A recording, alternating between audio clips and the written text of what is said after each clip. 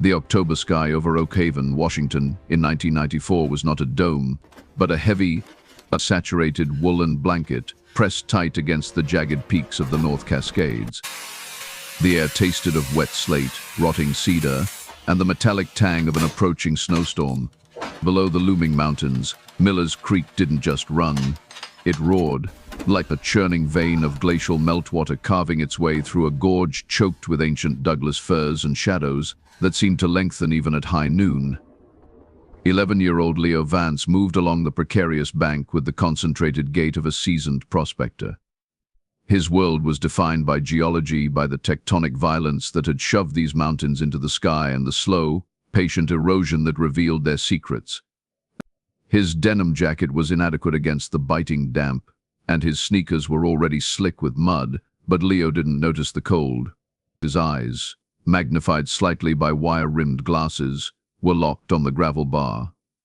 He was hunting for thunder eggs, nondescript basalt spheres on the outside, crystalline starscapes on the inside. The town of Oakhaven was 3 miles downstream, a smattering of logging homes and a struggling main street already beginning to string up plastic jack-o'-lanterns. But here, deep in the gorge, civilization felt like a rumor. The only sounds were the deafening rush of the white water and the occasional, echoing crack of a branch snapping under its own weight in the dense canopy above. Leo paused, his breath pluming white before him. He knelt by a tidal pool left by the receding waterline. There it sat, half buried in fine grey silt, a rock the size of a grapefruit, almost perfectly spherical, darker and denser than the surrounding river stones. It didn't belong here. It lacked the smooth, tumbled finish of water-worn granite. It felt heavy, thrumming with a strange inertia as he pried it from the mud.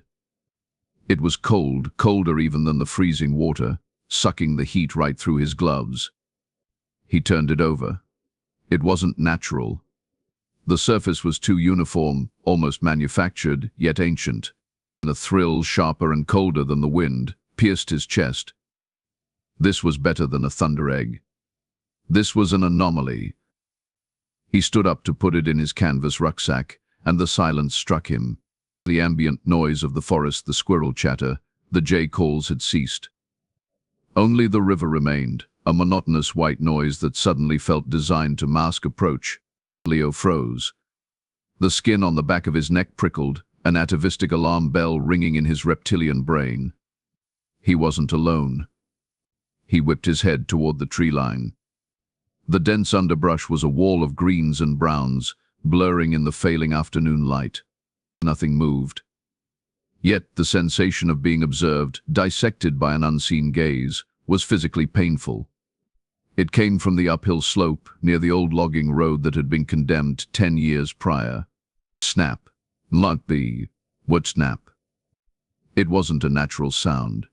It was the distinct crunch of a heavy boot crushing dry bark. It was close. Too close. Panic, blind and primal, seized him. Leo didn't look back. He clutched the strange, heavy sphere to his chest like a shield and scrambled up the muddy embankment, away from the river, towards the thin trail that led back to town. His breath hitched in ragged gasps. The mud slicked under his feet. He slipped, skinning his knee, but the terror propelled him upward. Behind him there was another sound, a low, guttural exhale, not animal, not entirely human, followed by the heavy thud of pursuit. And the camera of history pulls back here, rising above the canopy. We see the small, frantic figure in the blue jacket crest the ridge, a speck against the sprawling, indifferent wilderness. We see a shadow detach itself from the deeper darkness of the pines, moving with predatory swiftness. Then the fog rolls down from the peaks, thick as cotton batting, swallowing the gorge, the river, the pursuer, and finally Leo Vance. By dinner time his seat was empty. By midnight, the first search parties were sweeping beams of yellow flashlight through the rain-slicked woods. By dawn, Oakhaven had changed forever. Leo Vance had vanished, leaving behind only scuffed footprints on a muddy bank and a town that would spend the next 3 decades looking over its shoulder. The rain in Oakhaven hadn't changed. It still possessed a relentless, dreary quality capable of eroding optimism as effectively as it did sandstone. Sarah Jenkins watched the windshield wipers of her survey jeep slap back the deluge, fighting a losing battle against the grey morning. Sarah had escaped Oakhaven at 18, trading the claustrophobic valley for university and then job sites across the sun-baked deserts of Nevada and Utah. She had become a geologist, perhaps unconsciously trying to master the very earth that had swallowed her childhood neighbor. But the past has a gravitational pull stronger than any planet. When the Omnicorp Development Group needed a lead geological surveyor for their controversial plan to turn the old Millers Creek Gorge into an ecotourism luxury resort, and Sarah's firm got the contract, and she got the assignment. She parked near the temporary surveying station, a cluster of beige trailers looking stark against the vibrant green, dripping forest. The site was located barely a mile downstream from where Leo Vance was last seen. The irony wasn't lost on her. She was here to certify the stability of the land that was infamous for making things disappear.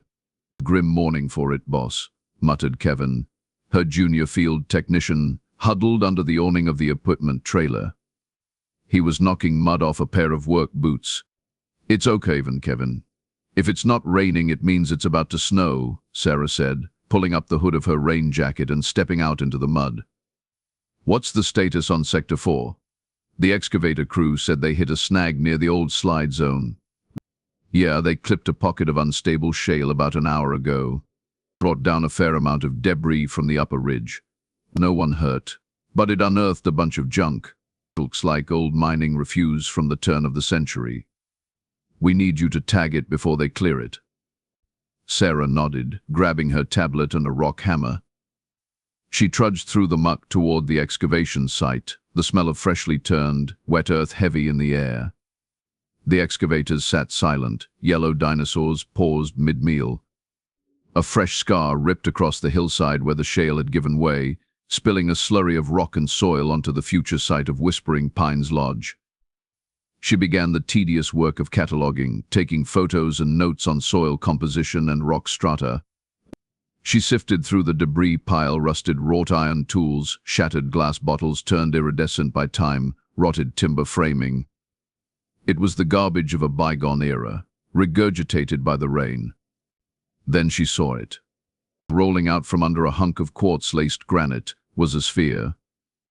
It was covered in 30 years of compacted mud and mineral buildup, but its shape was undeniable. Sarah crouched, her heart doing a strange double tap against her ribs. It was about 6 inches in diameter, oddly heavy as she lifted it. She took it to a puddle and rinsed it. And the water sluiced away the grime, revealing a dark, almost metallic-looking stone surface.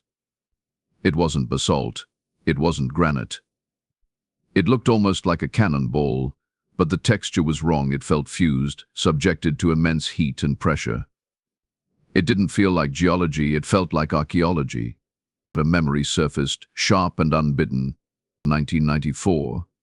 The school cafeteria, days before the disappearance. Leo, sitting alone at the end of the table, his eyes shining behind his glasses. "I'm going to find something that changes the books, Sarah. Something the glaciers missed. Something big," she shivered, though not from the cold. She bagged the sphere, tagging it simply as Anomaly, Sector 4 debris, and carried it back to the main trailer which served as their field lab. The trailer was brightly lit with fluorescent humming, a stark contrast to the gloom outside. Sarah placed the object in the deep sink and scrubbed it with a stiff brush. The more clean it became, the more alien it appeared. It had no seams, no natural fractures. It seemed hermetically sealed. What Cha got there?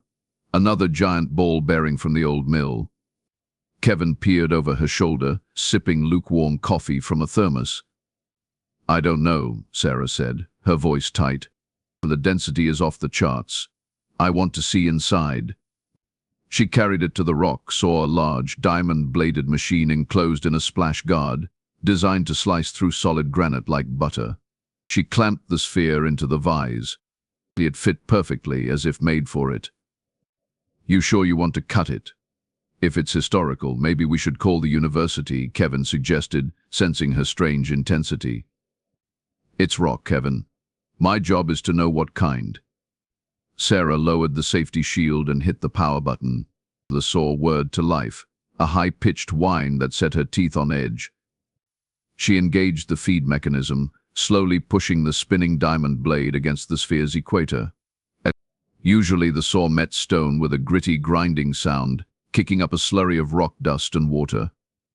This time, as the blade bit into the dark surface, a piercing shriek filled the small trailer metal screaming against metal. Sparks, brilliant white and hot orange, erupted inside the splash guard, spitting against the polycarbonate window. Whoa, kill it, Sarah. You're gonna frag the blade. Kevin yelled, backing away. But Sarah ignored him. She felt a resistance in the feed handle, a refusal of the object to yield. She applied more pressure. The shrieking intensified, vibrating up her arms into her shoulders, and the lights in the trailer flickered. Then, with a sound like a gunshot, the resistance gave way. Then the sphere split. The sphere split. The saw blade spun down into silence. Smoke, acrid and chemical, curled up from the cut. Sarah unlocked the splash guard and coughed, waving the fumes away. The sphere hadn't just split, it had been neatly halved. The diamond blade, now ruined, had sliced through an outer shell that was nearly an inch thick. It wasn't stone. It was some kind of dense, unrecognizable alloy that had been cast to look like river rock.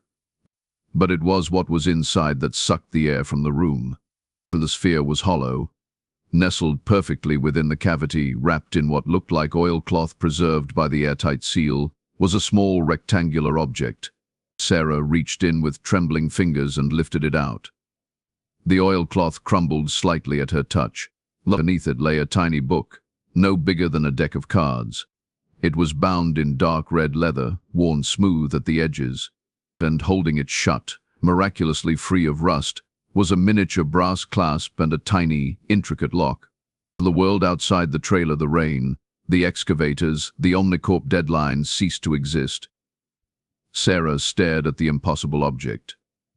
A manufactured geode hidden in a landslide near where a boy vanished 3 decades ago, containing a locked book. Kevin, Sarah said, her voice barely a whisper. Get Sheriff Brody on the line. Now. The name Brody carried weight in Oakhaven. Jim Brody had been a 22-year-old rookie deputy when Leo disappeared. He was the one who found Leo's bicycle leaned against a tree at the trailhead. The case had defined his career, aged him prematurely, and eventually made him sheriff. He was a man haunted by a ghost he'd never met.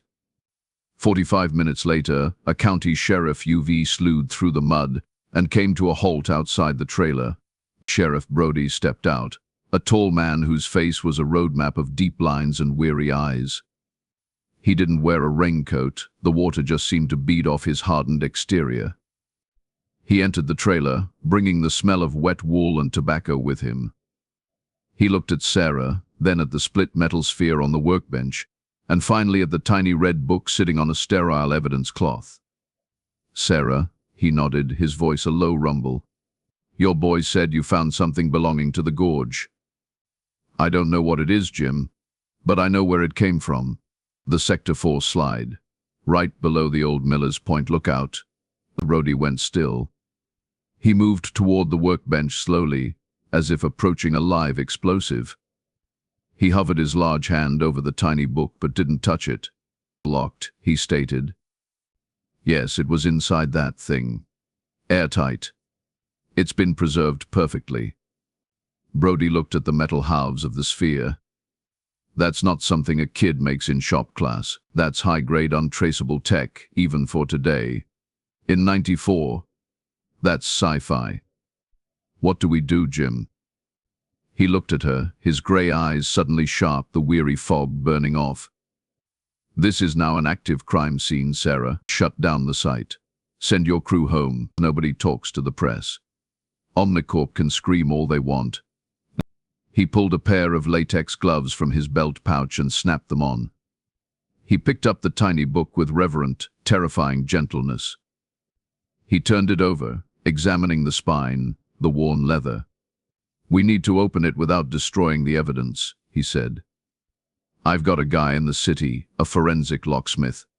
We're taking it to him right now." And the drive to the city was silent. The windshield wipers beat a frantic rhythm against the deluge. Sarah sat in the passenger seat, the evidence bag containing the book resting on her lap. It felt heavy, radiating a cold energy that permeated her thighs. The mystery that had hung over their town like a low cloud for 30 years was suddenly solid, tangible, and locked in her lap. The locksmith's shop was a basement operation that smelled of grinding dust and graphite. The locksmith, an ancient man with jeweler's loops fused to his glasses, worked in intense silence. Brody and Sarah watched, their breathing shallow, as the man manipulated tiny picks inside the brass mechanism. It took an hour of agonizing microscopic clicks and murmured curses. Finally, there was a distinct snick. The brass clasp sprung open. The locksmith stepped back, wiping sweat from his brow. "All yours, Sheriff." Brody stepped forward. He looked at Sarah, a silent acknowledgement of the weight of this moment. He reached out with his gloved hand and slowly, carefully, lifted the front cover of the red leather book. The pages were cream-colored vellum, well preserved. The first few pages were blank. Brody turned them carefully. Then handwriting appeared. It was small, cramped, written in dark brown ink, likely from a fountain pen. The handwriting wasn't the looping, practiced script of an adult. It was jagged, hurried, the pressure marks deep in the paper, betraying intense emotion. Brody leaned in, his large frame casting a shadow over the book. Sarah leaned in beside him, her shoulder brushing his arm. The entry wasn't dated. It started mid-thought, a frantic outpouring onto the page. "They are watching me, not like the animals watch. Not like people watch. It feels cold. It feels like being underwater. I saw the silver flash again today near the ridge line. Too fast for a plane. Silent. Dad says it's just weather balloons, but weather balloons don't stop and hover over my bedroom window at night." Brody turned the page. The writing became more erratic, splashed with what looked like dried tear stains. "I found the place where they land. The ground is burned smooth, like glass. No smell. I shouldn't have gone back. I think they know I saw it. The static in my head is getting louder when I go near the woods.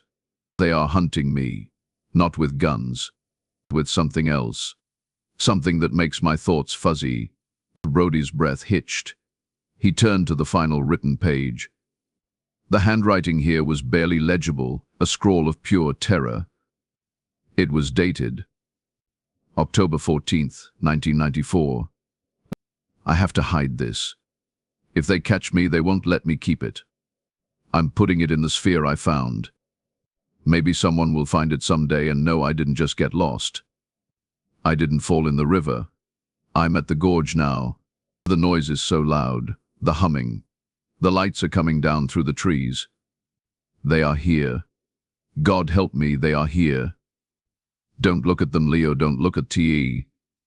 The writing trailed off into a jagged streak of ink that ran off the edge of the page. Brody stared at the page for a long time, and the silence in the basement room was absolute, save for the distant rumble of city traffic above them. He slowly closed the book.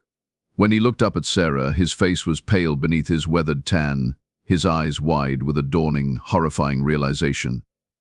The narrative that Oakhaven had clung to for 30 years, the tragic accident, the boy swallowed by the wilderness, had just been shattered. "He wasn't lost, Sarah," Brody whispered, his voice shaking for the first time since she'd known him. "And he wasn't taken by some pervert passing through town." He looked back at the alien, bisected metal sphere that had held the diary for 3 decades. Whatever took Leo Vance, it came from above the trees. The drive back to Oakhaven from the city felt less like a commute and more like a descent into a pressure cooker. The windshield wipers slapped away the relentless gray rain, a metronome counting down to a detonation Sarah couldn't yet define. Beside her, Sheriff Jim Brody was a granite statue of tension, his knuckles white on the steering wheel. The evidence bag containing the sphere halves and the diary sat between them on the console, radiating a silent, terrifying energy that made the air in the cab feel thin. They hadn't spoken since leaving the locksmith's basement. The implications of Leo Vance's final scrawled entry were too massive, too paradigm-shattering, to compress into casual conversation. The comfortable narrative of a tragic wilderness accident had been violently displaced by something that smelled of ozone and impossible alloys. Brody pulled the cruiser into the rear lot of the Oakhaven Sheriff's Station, bypassing the main entrance. The station was a squat, brutalist concrete bunker built in the 70s, designed to withstand winters, not cosmic anomalies. "My office," Brody grated out, his voice roughened by the smoke of memory. "Straight through. Don't talk to dispatch." They moved quickly through the fluorescent-lit hallways, past deputies nursing lukewarm coffee who nodded with deferential curiosity at Sarah's presence. Brody's office was in the back, a windowless room that smelled of Old Spice, stale tobacco, and the slow decay of paper files. Brody locked the door behind them and closed the blinds over the wired glass window in the door. He moved to a large, grey filing cabinet in the corner, the one marked inactive cold. He didn't need to search for the key, it was on his personal ring. He pulled open the top drawer. It groaned on dry rollers. Inside, taking up nearly half the space, were the cardboard accordion folders labeled Vance, Leo, 1994. Brody hefted them onto his desk, dust motes dancing in the harsh desk lamp light. He stared at them for a long moment, a man confronting his greatest failure, now resurrected into a monstrosity. "For 30 years I thought I missed something simple," Brody murmured, running a thick finger over the faded label. "A boot print. A fiber. A witness who didn't want to get involved. I tore this town apart looking for a kidnapper, Sarah. I dredged that river 3 times looking for a body." He looked up, his eyes haunted. "I never looked up." Sarah sat in the stiff wooden chair opposite him, the evidence bag clutched in her lap. "Jim, what that diary describes, the humming, the lights, the static in his head. That's not a predator, that's..." She couldn't finish the sentence. As a scientist, her brain rejected the conclusion her eyes had provided. "We need to know what this sphere is made of," Brody said, shifting gears into practical investigation mode. "That's our physical link. The diary is testimony, the sphere is proof." "I can't use the Omnicorp lab," Sarah said quickly. "If I log this into their system, corporate will know within the hour. They'll bury it. They want a resort, not Area 51. Brody nodded grimly. "Omnicorp is already breathing down my neck about shutting down your sector. The head of legal, Marcus Sterling, called me 3 times while we were in the city." He leaned over the desk, his expression intense. "We need someone outside the system. Someone smart, discreet, and preferably paranoid enough to understand what we're holding." Sarah's mind raced through her contacts: geologists, metallurgists, engineers. Most were entrenched in academia or corporate payrolls. Then a name surfaced from her university days, a brilliant, erratic shadow. "Dr. Aris Thorne," she said. "He was my materials science professor my freshman year. He was constantly publishing papers on theoretical exotic alloys that the review boards called borderline science fiction. He got blacklisted about 10 years ago after a meltdown at a DARPA conference. Last I heard, he was living off-grid somewhere in the Cascades, doing freelance consulting for private aerospace firms. Can you find him? I might have an old encrypted email address.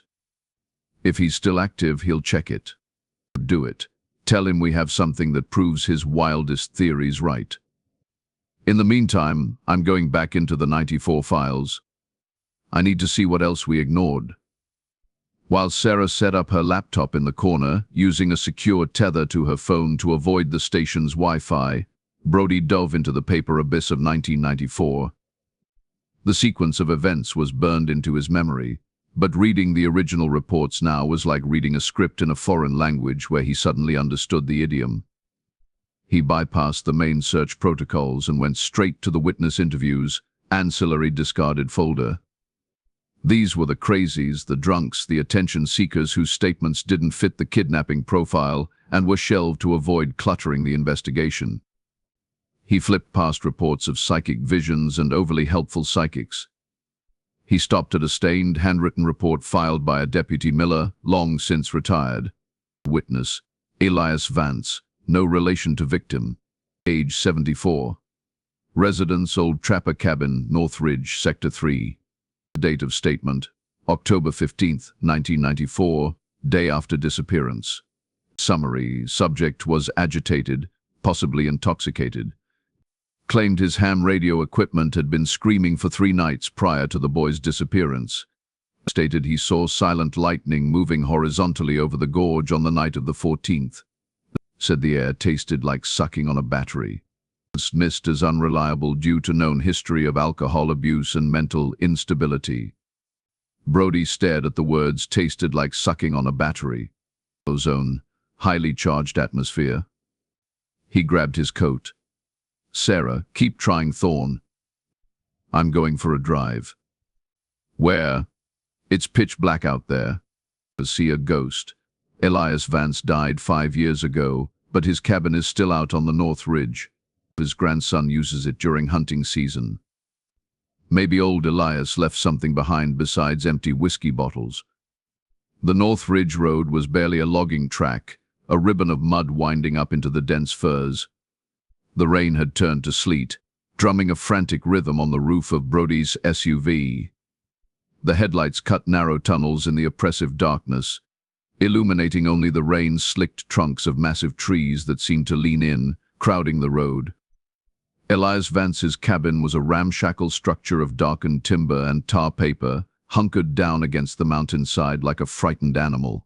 Smoke curled lazily from a stone chimney. Brody hammered on the door. It was opened by a man in his 40s, thick-bearded, wearing camouflage thermals, holding a half-eaten sandwich. He looked surprised to see the sheriff. Sheriff Brody? A bit late for a social call, ain't it? Road's hell up here. Evening, Mark. Need to ask you a few questions about your grandfather. About 1994. Mark Vance's expression hardened slightly. Then he stepped back to let Brody out of the sleet.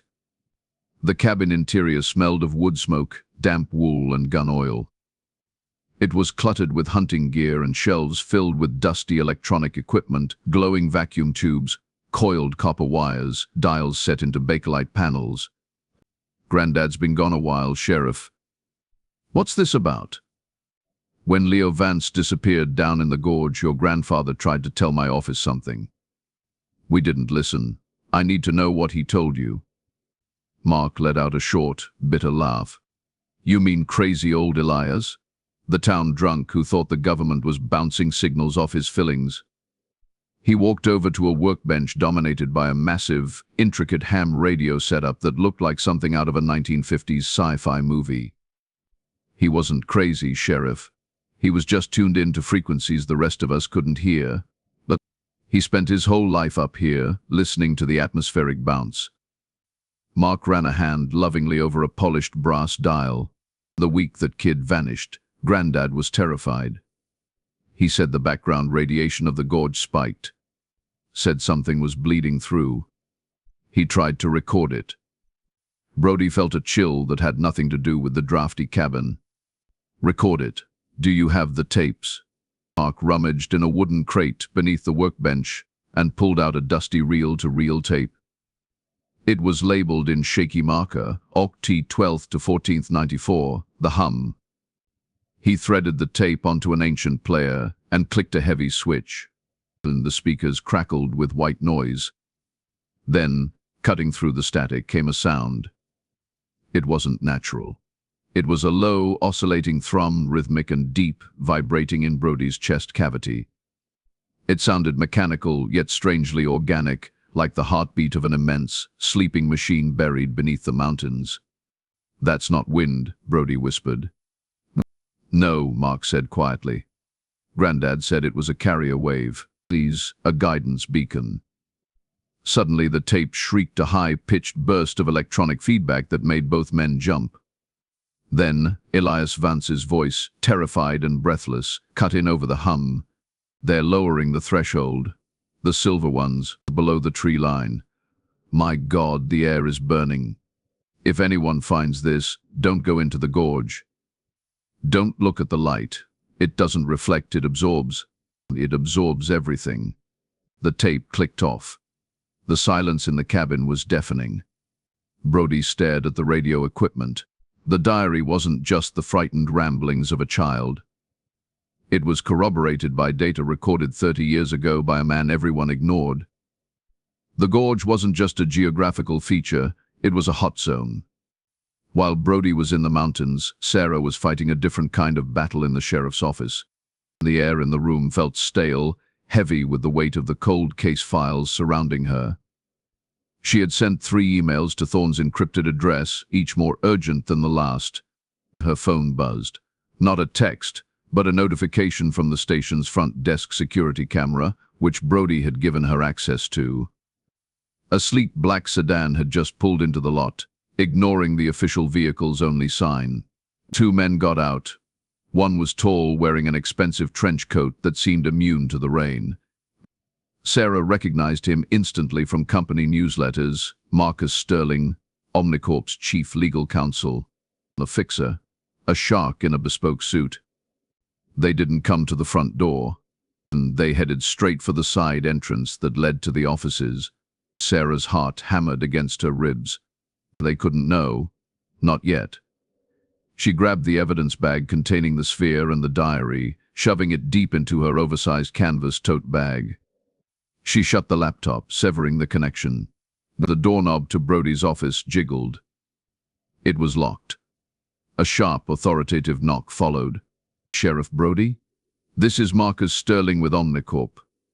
We know you're in there. We need to have a conversation about the unauthorized shutdown of Sector 4. Sarah stayed dead silent, pressing herself against the wall out of sight of the door's wired window. "We are aware that your survey lead, Ms. Jenkins, removed items from the site in direct violation of her contract." Sterling's voice was smooth, cultured, and laced with menace. "Those items are Omnicorp property." How did they know? The site crew. Kevin. Someone must have seen her take the sphere and made a call to curry favor with corporate. "If you don't open this door, Sheriff, we'll have a court order within the hour, and I will personally see to it that your department's funding is audited back to the Stone Age." Silence. Sarah held her breath. After a tense minute, she heard footsteps retreating down the hall. They weren't leaving, they were just regrouping. She was trapped. Munter, and her laptop chimed quietly inside her bag. She cracked it open. A single incoming message popped up on the black screen, yellow text against a dark background. Sender, unknown. Subject, Anomaly. "Bring it to the old fire lookout on Granite Peak. Midnight. Come alone. If I smell a Fed, I'm gone at." Aris Thorne had taken the bait. Now she just had to get out of the sheriff's station past Omnicorp's bloodhounds with the most dangerous object on Earth in her purse. The escape was less Hollywood and more desperation. Sarah waited until she heard Sterling arguing with the night duty deputy at the front desk. She slipped out of Brody's office, moved silently down the back hallway, and exited through the small break room door that led to the alley where the dumpsters were kept. The cold rain hit her face like a slap. She pulled her hood up, clutching her tote bag tightly, and sprinted through the alley toward the main street. She didn't dare go back to her trailer or her motel. She hailed the only taxi operating in Oakhaven at 10 p.m. and gave the driver the address of a 24-hour diner near the highway edge of town. She sat in a booth at the back of the brightly lit, grease-smelling diner, nursing a black coffee, her bag wedged between her hip and the wall. Every time the door chimed, she flinched. At 11:15 p.m., Brody walked in. He looked soaked and grim. He slid into the booth opposite her, sliding a small, heavy reel-to-reel tape across the Formica table. "We were wrong in '94, he said without preamble, his voice low so the waitress wouldn't hear. There was a witness. Leo Vance recorded the sound of whatever took Leo. Sarah relayed the situation with Sterling and the message from Thorne. "Granite Peak lookout." Brody nodded. It's remote. Good place for a paranoid hermit. We take my truck. It's unmarked. We need to move now. Sterling won't wait for a court order. He'll have private security tearing the town apart looking for you. The drive up to Granite Peak was harrowing. The road was little more than a goat path clinging to the sheer cliff face, slick with ice and mud. The higher they went, the snowier the rain became, and the wind howled around the peaks, buffeting the truck. The fire lookout was a glass-walled box, perched on a skeletal steel tower at the very summit of the mountain, swaying slightly in the gale. A single yellowish light burned inside. They parked at the base of the tower and climbed the metal stairs, the wind trying to rip them off the structure. The man waiting for them inside the lookout was thin, vibrating with nervous energy, his hair a wild halo of graying static. As Thorne wore fingerless gloves and patched wool layers. The small room was a nest of oscilloscopes, wires, multiple laptop screens running complex code, and empty energy drink cans. He didn't say hello, he just extended a trembling hand towards Sarah's bag. "Show me." "Me." Sarah pulled out the two halves of the sphere. Thorne's breath hissed through his teeth. He picked up one half, almost dropping it due to the unexpected weight. He didn't look at it with awe, he looked at it with terrified recognition. He placed it under a high-powered digital microscope hooked to one of his screens. He tweaked the focus. The screen filled with a crystalline structure that made no sense, interlocking geometric shapes that seemed to shift and rearrange themselves even as they watched. "Look at the lattice," Thorne whispered, his voice ragged. "It's not metallic bonding, it's gravity weave. It's stabilized by its own localized mass field. That's why it's so heavy. It's folding space in on itself on a molecular level." He looked up at them, his eyes wide and bloodshot. "This isn't from Earth, and it's not old." The exterior shell was artificially aged to look like river rock, but the alloy inside.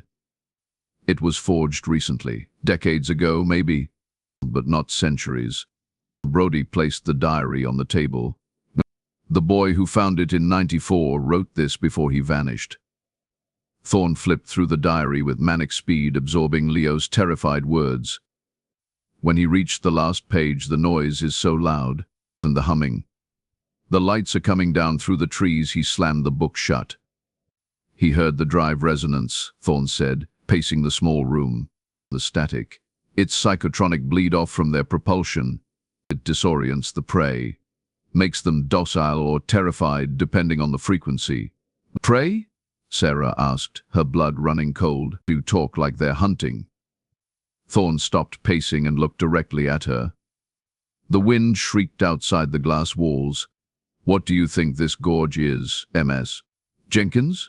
It's a petri dish, a preserve.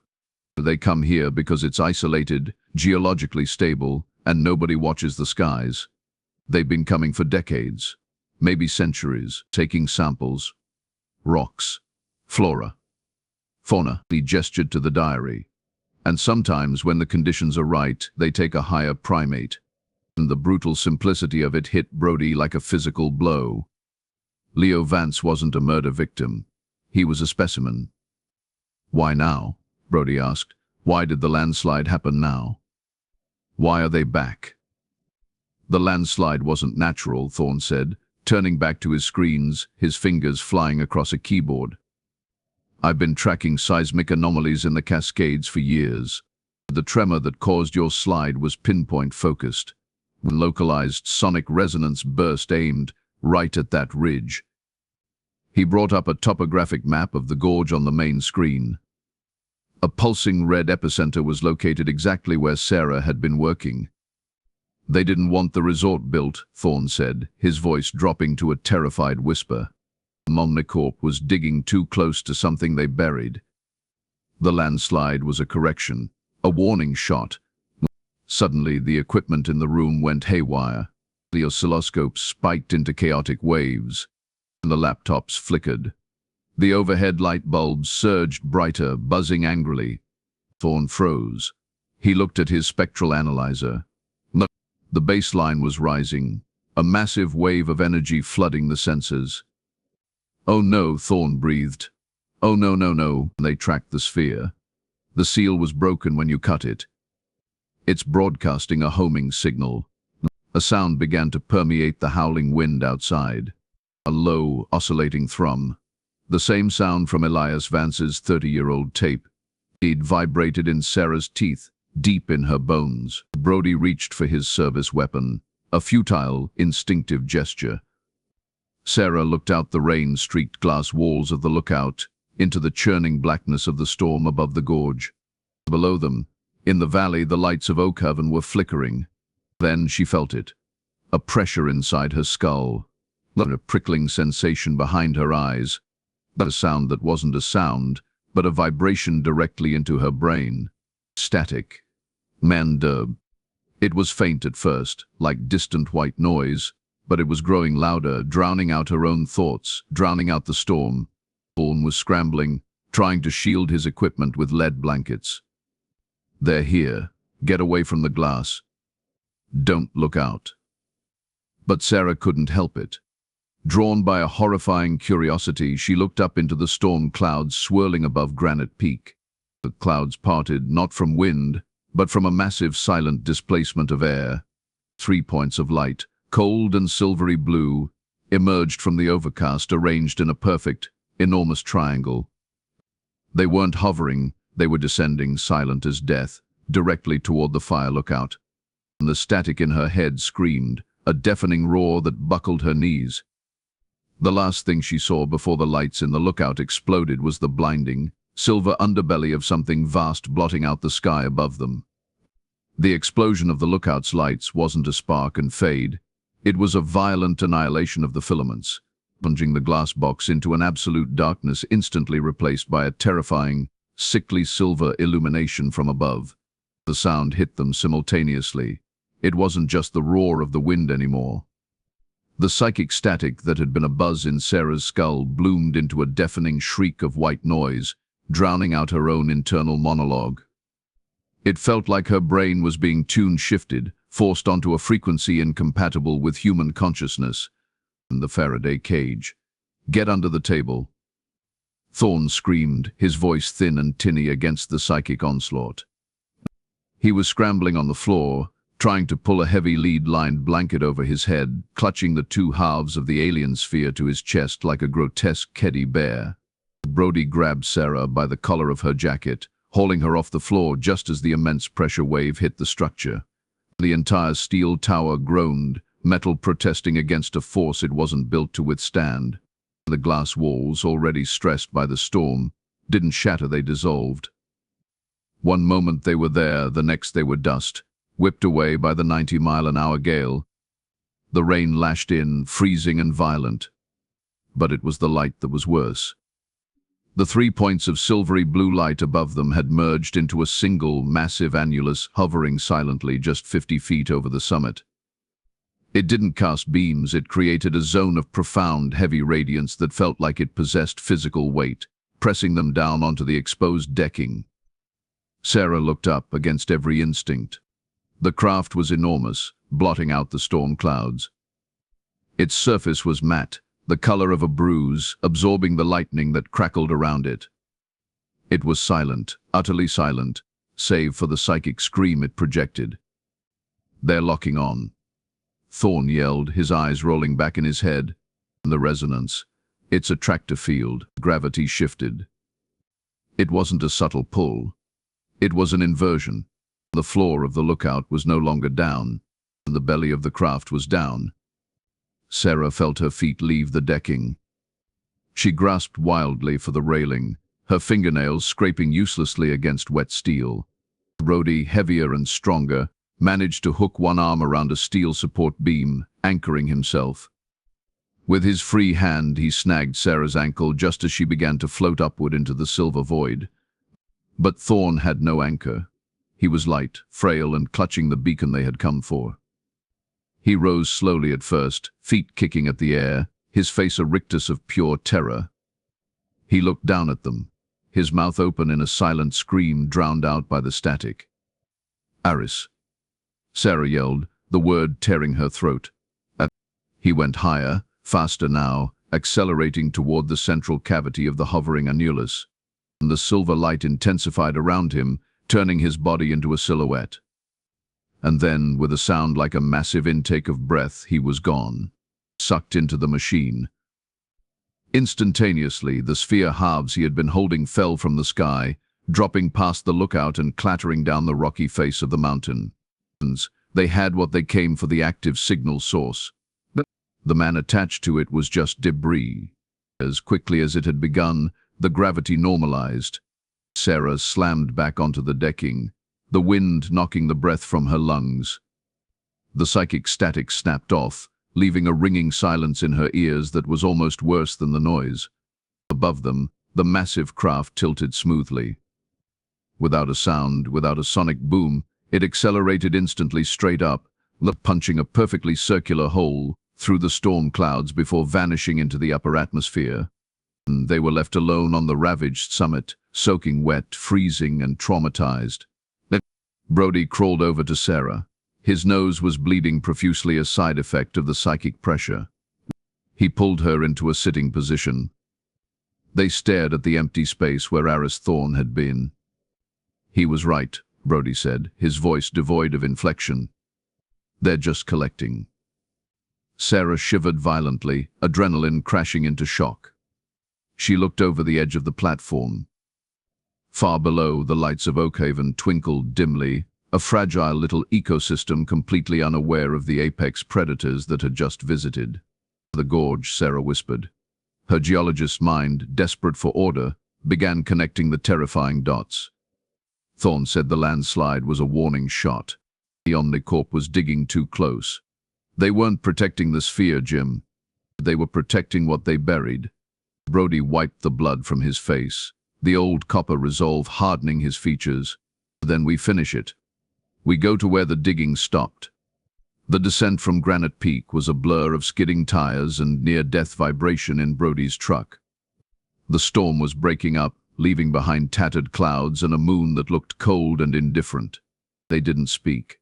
There was nothing to say that wouldn't sound insane. They drove straight past the "Do Not Enter" Omnicorp geological hazard signs at the Sector 4 site. The yellow excavators sat silent in the mud like dormant beasts.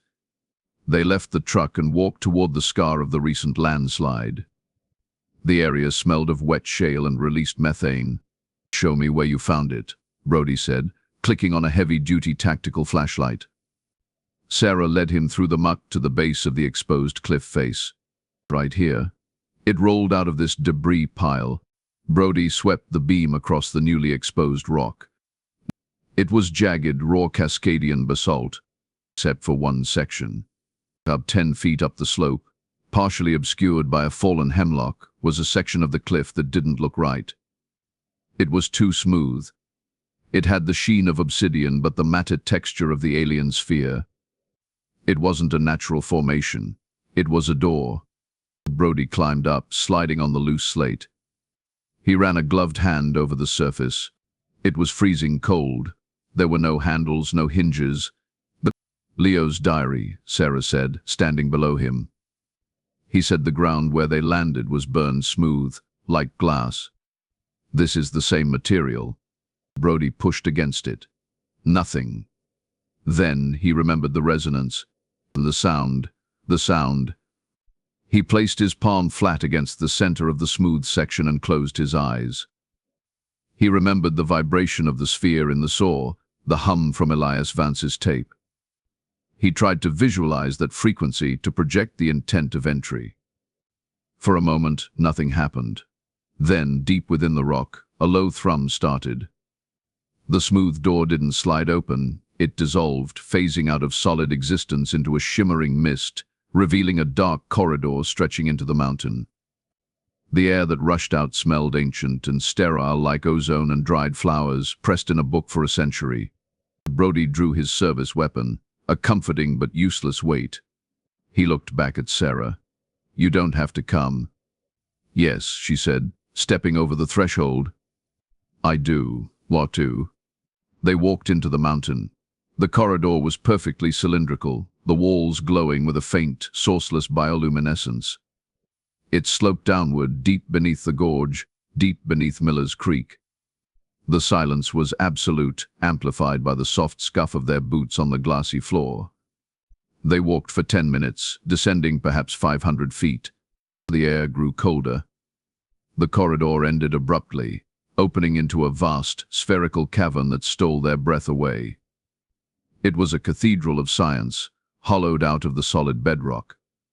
The ceiling was lost in gloom hundreds of feet above, and the walls were lined with honeycomb structures, thousands of hexagonal alcoves. The center of the cavern was dominated by a raised platform surrounding a deep, dark shaft that seemed to go down to the core of the earth. Arranged around this pit were tall, transparent cylindrical tubes, glowing with soft amber light. Sarah and Brody walked onto the platform, their footsteps echoing in the immense space. They approached the nearest tube. Inside, suspended in a thick, gelatinous orange fluid, was a perfect cross-section of a Douglas fir tree, roots and all preserved in suspended animation. The next tube held a black bear, its eyes closed, seemingly asleep, floating in the amber stasis. "It's a library," Sarah whispered, her voice trembling with awe and horror. "A genetic archive of the Pacific Northwest." They moved deeper into the circle of tubes. They saw things that belonged in museums: a pristine Modoc Indian basket, a rusted Henry rifle from the 1870s, and a bulky radio pack from a 1940s forest ranger, and the missing pieces of Oakhaven's history, all catalogued and stored in pristine condition. And then they reached the smaller tubes on the far side of the pit. Brody stopped. He dropped his flashlight. It clattered loudly on the metal grating, the beam spinning wildly before coming to rest, spotlighting the contents of the tube in front of him. He made a sound that wasn't quite human, a low, agonizing groan of a man whose soul had just been ruptured. Inside the tube, suspended gently in the amber fluid, was a small figure. He wore a faded denim jacket, slightly too big for him. His wire-rimmed glasses were still perched on his nose, magnifying eyes that were closed peacefully. His brown hair floated softly in the suspension fluid. In his pocket, the distinct bulge of a rock hammer. Leo Vance. Ehu. He hadn't aged a day since October 14th, 1994. He wasn't decaying. He wasn't hurt. He looked like he was dreaming. He was a perfect specimen of a late 20th century human male, pre-pubescent, archived forever by intelligences that viewed him with the same dispassionate curiosity they viewed the Douglas fir. Brody fell to his knees before the tube, placing his large hands against the cold, curved surface. 30 years of guilt, 30 years of searching rivers and questioning drunks, all led to this sterile, beautiful tomb beneath the earth. "I found you, kid," Brody whispered, tears streaming down his weathered cheeks, mixing with the dried blood under his nose. "I finally found you."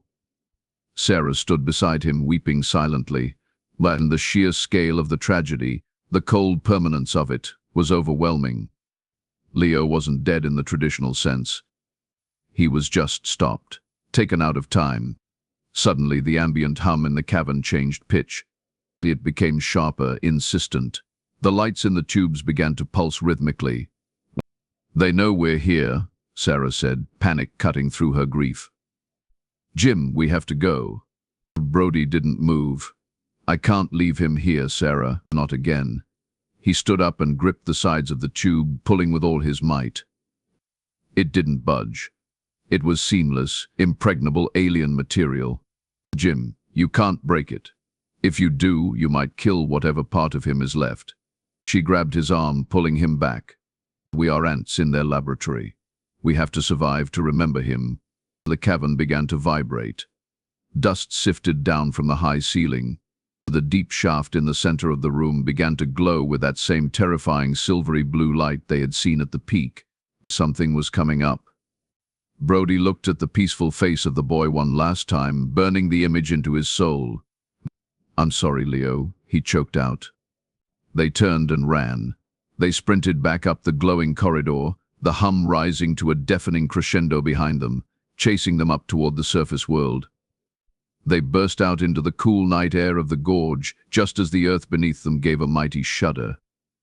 They scrambled backward down the mud slope, falling, sliding, desperate to get away. Behind them, the smooth door in the cliff face didn't just close. The entire section of the cliff imploded. Thousands of tons of rock and soil collapsed inward, filling the void, burying the entrance under a new, massive landslide. The vibration ceased instantly. The archive was sealed. The dawn sun crested the North Cascades, painting the remaining storm clouds in brilliant shades of bruised purple and blood orange. The light hit Main Street in Oakhaven, illuminating the plastic pumpkins and the wet pavement. The town was waking up, brewing coffee, getting kids ready for school, entirely ignorant of the universe that existed beneath their feet and above their heads. Sheriff Jim Brody sat on the tailgate of his truck, parked at the gorge overlook. He held a lukewarm cup of coffee he hadn't touched. His badge lay on the metal beside him, unpinned. Sarah stood next to him, looking out over the deep green expanse of the valley. The Miller's Creek Gorge looked peaceful, ancient, and profoundly indifferent to human suffering. "Sterling called," Brody said, his voice rough like grinding stones. "He's threatening federal charges for the destruction at the survey site. He says they're pulling out. The geological instability is too great for the resort." "So the warning shot worked," Sarah said quietly. "Yeah, they get to keep their privacy." Brody picked up the tiny red leather diary, which he had carried in his jacket pocket through everything. He ran a thumb over the tarnished brass lock. "What do we do, Jim?" Sarah asked. "Who do we tell?" Brody looked at her. His eyes were impossibly old, emptied of everything but a hard, cold knowledge. "Nobody, Sarah. We tell nobody." "But Leo Aris. If we tell the world, what happens?" "Panic. The military comes in and turns this valley into a war zone trying to dig them out. We can't win a fight against things that can fold space and stop time. We saw that. Done." He looked back toward Granite Peak, stark against the morning sky. "Aris is gone. Leo is preserved. The best we can do is let them rest." He slipped the diary into his pocket. It was a heavy weight, a tombstone he would carry forever. "I'm done being sheriff," he said softly. "I'm going to buy old Elias Vance's cabin up on the North Ridge. I'm going to fix up his radios." He looked out over the gorge, his gaze piercing the canopy, seeing the secret buried in the dark rock beneath. "I'm just going to listen," Brody said. "Someone needs to keep watch."